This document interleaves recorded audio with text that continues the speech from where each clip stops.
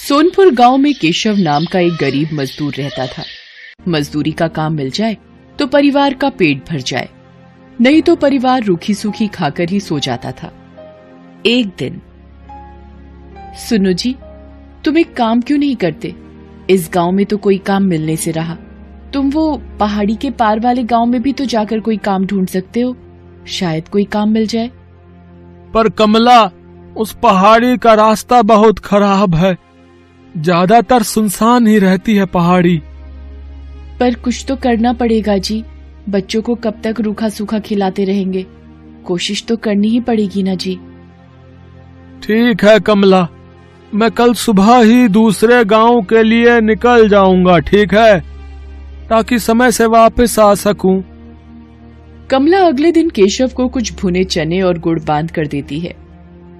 सुनो, ये कुछ भुने चने और गुड़ लेते जाओ, रास्ते में भूख लगेगी तो खा लेना। केशव मजदूरी करने के लिए दूसरे गांव निकल पड़ता है। वो उस पहाड़ी के रास्ते चलता जाता है। आधे रास्ते चलने पर केशव थक जाता है। वो सोचने लगता है, थोड़ी देर यहीं इस पेड़ के नीचे आराम कर लेता हूँ, फिर आगे बढ़ूंगा। अरे, कमला ने ये भुने हुए चने और गुड़ दिया था, थोड़े खाकर भूख मिटा लेता हूँ। केशव जैसे ही चने और गुड़ खाने लगता है, एक चींटी उसके पास आती है। भैया, क्या थोड़े से गुड़ और चने मुझे दे सकते हो? मैं और मेरी बहनें भूखी हैं। हमने बहुत दिनों से कुछ नहीं खाया है। तुम्हारी बड़ी मेहरबानी होगी। हाँ, ये लो, तुम इन गुड़ और चनों से अपना और अपनी बहनों का पेट भर लो। चींटी खुशी खुशी वो गुड़ और चने अपनी बहनों को खिलाती है। जैसे ही चींटियां गुड़ और चने खाती हैं, देखते ही देखते वो सब सुंदर परियां बन जाती हैं। केशव ये सब देखकर हैरान रह जाता है।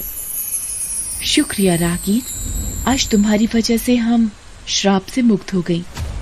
हम परीलोक से धरती पर घूमने निकली थी। इस पेड़ के नीचे एक महात्मा भोजन कर रहे थे। हमने भूल से उनके भोजन में कंकड़ फेंक दिए, जिससे उन्होंने हमें चींटी बना दिया और श्राप दिया कि जब तक कोई राहगीर हमें भोजन नहीं देगा, हम अपने असली रूप में नहीं आ पाएंगी। पर तुम इस पहाड़ी पर कैसे? यहाँ तो कोई नहीं आता जाता। केशव परियों को सारी आपबीती सुनाता है, जिसे सुनकर परियां भी बहुत दुखी होती हैं।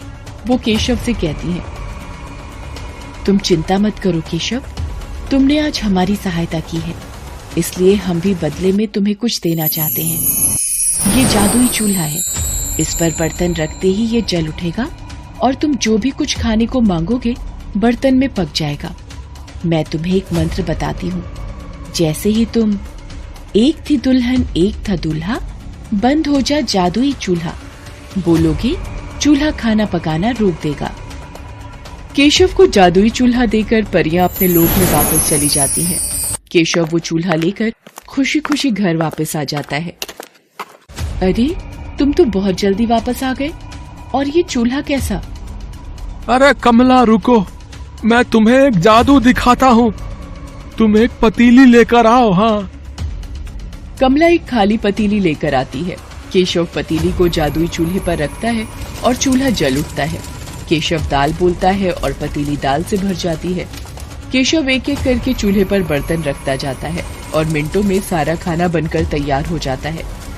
ये देखकर कमला और बच्चे बहुत खुश होते हैं। देखा कमला, मिनटों में सारा खाना इस चूल्हे पर तैयार हो रहा है। और कुछ चाहिए तो बोलो। बस बस, अभी इतना बहुत है हमारे लिए। ठीक है, मैं इस चूल्हे को अब बंद कर देता हूँ। एक थी दुल्हन एक था दूल्हा, बंद हो जा जादुई चूल्हा। केशव मंत्र बोलता है और चूल्हा बंद हो जाता है। अब केशव के परिवार को भूखा भी नहीं सोना पड़ता था। एक दिन, सुनो जी, मैं सोच रही हूँ क्यों ना हम एक चाय का ढाबा खोल लें। इस चूल्हे पर चाय और पराठे बनाकर बेचा करेंगे। इससे थोड़ी कमाई भी होनी शुरू हो जाएगी और तुम्हारी काम की तलाश भी बंद हो जाएगी। कह तो तुम ठीक रही हो कमला, बिल्कुल ठीक है। अब मैं एक दुकान किराए पर ले लेता हूँ। जो पैसे आएंगे उससे किराया भी भर देंगे और घर खर्च भी निकल आएगा। केशव घर के नजदीक ही एक छोटी सी दुकान किराए पर ले लेता है और जादुई चूल्हा रखकर चाय बनानी शुरू कर देता है। धीरे धीरे केशव का चाय नाश्ते का ढाबा चल पड़ता है। आने जाने वाले लोग केशव के ढाबे पर रुककर चाय पराठे खाया करते थे। जिन गरीबों के पास पैसे नहीं होते थे, केशव उन्हें मुफ्त में ही खाना बांट दिया करता था। उसे अपनी गरीबी के दिन याद थे। धीरे धीरे केशव की गरीबी की हालत में सुधार होने लगता है। एक दिन, अरे भाई केशव, कैसे हो? अरे मोहन, अरे तुम शहर से कब आए भैया? हैं? गांव का तो रास्ता ही भूल गए लगता है। बस काम से फुर्सत ही नहीं मिलती। वो तुम्हारी भाभी को यहाँ गांव में कुछ काम था ना, तो 2-1 दिन के लिए आए हैं। मैंने सुना है तेरे तो वारे न्यारे ही हो गए हैं। तूने ढाबा खोल लिया यार, जिसकी चर्चा पूरे गांव में हो रही है। हाँ मित्र, बस सब भगवान की कृपा है। बात कुछ और ही है। ये ऐसे नहीं मानेगा, मुझे सच का पता लगाना ही होगा। अगले दिन केशव ढाबे पर जाता है। मोहन भी उसके पीछे पीछे जाता है। अरे मोहन, अरे इतनी सुबह सुबह। मैंने सोचा कल वापस शहर जा रहा हूँ, तो आज तुम्हारे ढाबे पर ही चाय नाश्ता कर लूं, है कि नहीं? पता नहीं शहर से फिर कब आना हो। हाँ मोहन, बिल्कुल बिल्कुल भाई, ये भी कोई कहने की बात है। अरे तुम बैठो, मैं तुम्हारे लिए चाय और पराठा लेकर आता हूँ ना। केशव ढाबे की रसोई में चला जाता है। मोहन केशव को छुपकर देखने लगता है। ये क्या जादू है? केशव ने इस चूल्हे पर पतीली रखी और खाली पतीली चाय से भर गई। अरे अब ये तवा रख रहा है। ये क्या, पराठा भी बन गया? ये तो कोई जादुई चूल्हा है।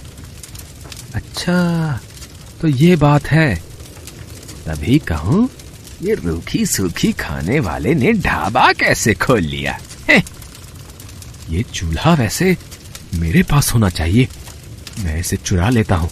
हाँ। शाम को जब केशव घर लौट जाता है, मोहन रात के वक्त चूल्हा चुराकर पत्नी के साथ शहर भाग जाता है। केशव जब ढाबे पर आता है, चूल्हा गायब होता है। अरे कमला, कमला, अरे हमारा जादुई चूल्हा चोरी हो गया है। अब हम क्या करेंगे? कैसे पैसे कमाएंगे? सुनो जी, जो हो गया सो हो गया। इस बहाने हमें मार्गदर्शन तो मिला। अब आप एक नया चूल्हा लेकर इस ढाबे को आगे बढ़ाओ। देखना, आपकी मेहनत रंग लाएगी। केशव एक मेहनती व्यक्ति था, इसलिए उसने फिर से एक नई शुरुआत की। उधर जब मोहन अपनी पत्नी के साथ शहर में अपने घर पहुंचा। जाओ शीला, एक खाली पतीली ले आओ। अभी तुम्हें इस चूल्हे का जादू दिखाता हूँ। जादुई चूल्हे, मुझे पुलाव चाहिए, पुलाव। चूल्हे पर बर्तन रखकर मोहन ने जैसे ही पुलाव बोला, चूल्हा जलने लगा और पुलाव बनता चला गया। मोहन चूल्हे को फूंक मार मार कर बंद करता रहा, पर वो बंद ही नहीं हो रहा था। अरे ये चावल बनने तो बंद ही नहीं हो रहे। अरे ऐसे तो पूरा कमरा भर जाएगा। हम दोनों चावल के ढेर में दबकर मर जाएंगे। शीला, क्या करूं? कुछ समझ नहीं आ रहा है। अब तो एक ही रास्ता है, इस चूल्हे को तोड़ दो। हाँ, ये ठीक रहेगा। मैं इस घटिया चूल्हे को तोड़ देता हूँ। मोहन गुस्से में चूल्हे को पटक कर तोड़ देता है। चूल्हे के 2 टुकड़े हो जाते हैं और जादू खत्म हो जाता है। चूल्हे की जगह मिट्टी का ढेर पड़ा रह जाता है। केशव को जादुई चूल्हे की मदद से काम मिल जाता है और वो मेहनत से पैसे कमाने लगता है, जबकि मोहन के हाथ में आकर जादुई चूल्हा मिट्टी हो जाता है। किस्मत भी उनका ही साथ देती है जो ईमानदार और नेक दिल होते हैं। चोर और मक्कार व्यक्तियों के हाथ सदा ही खाली रह जाते हैं। हेलो दोस्तों, कैसे हैं आप सब? हमारी कहानियाँ देखने के लिए हमारे चैनल को सब्सक्राइब कीजिए और हाँ, बेल आइकॉन पर क्लिक करना मत भूलिएगा।